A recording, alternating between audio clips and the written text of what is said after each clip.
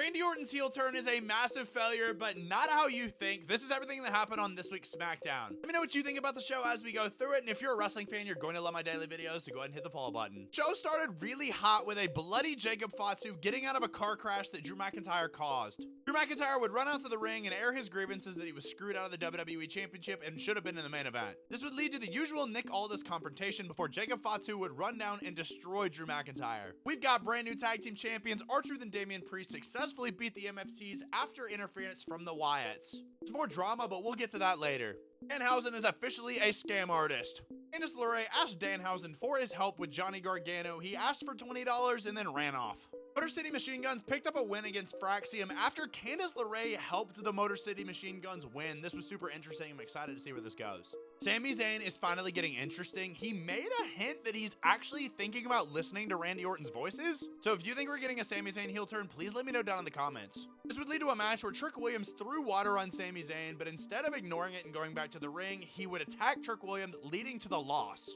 Let's just say it how it is. Randy Orton cut a babyface promo here. It pretty much came down to him saying he'd do anything it takes to get the 15th title, but like that was it. I'm making a whole separate video just on this whole Randy Orton dilemma, but we've got more to come. Jade Cargill and Rhea Ripley had another very mediocre promo before B-Fab and Meechin would come out and align themselves with Jade Cargill. So if you're excited about this, please let me know. I don't know. I'm just not.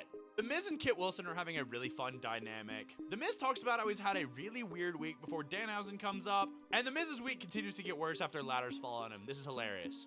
Next up was one of my favorite moments of the show where Tama Tonga called out Solo Sikoa saying that he's starting to sound like Roman. These two are simply allergic to having a bad match. They put on another absolute clinic and Carmelo Hayes barely escapes with the title. You might hate me for this take, but Jelly Roll was my favorite part of this week's SmackDown, and I don't think it was close. I'm gonna make a whole separate video about this, but Jelly Roll turned into Randy Orton's therapist, and this was really good. I am not joking. This was my favorite segment of 2026. Jelly Roll actually wanted to have a match on SmackDown, but then they ended up having slam poetry, which I thought was hilarious. Kit Wilson pretty much just called him fat. Jelly Roll said he doesn't need to have a big willy because his mother sees it all the time, and that's all that matters. This is leading to a Jelly Roll match on SmackDown next week. This was skippable. We all knew this was gonna happen. Charlotte Flair and Alexa get involved, cause a DQ. Let's move on. The internet is angry about Randy Orton right now, and I just think they're wrong. Story of tonight was Randy Orton's moral dilemma. I'm gonna save a majority of this breakdown for a separate video, where Randy Orton would ask Matt Cardona to come down to the ring so he can apologize. And it looked like he was sincere for a while before taking out Matt Cardona.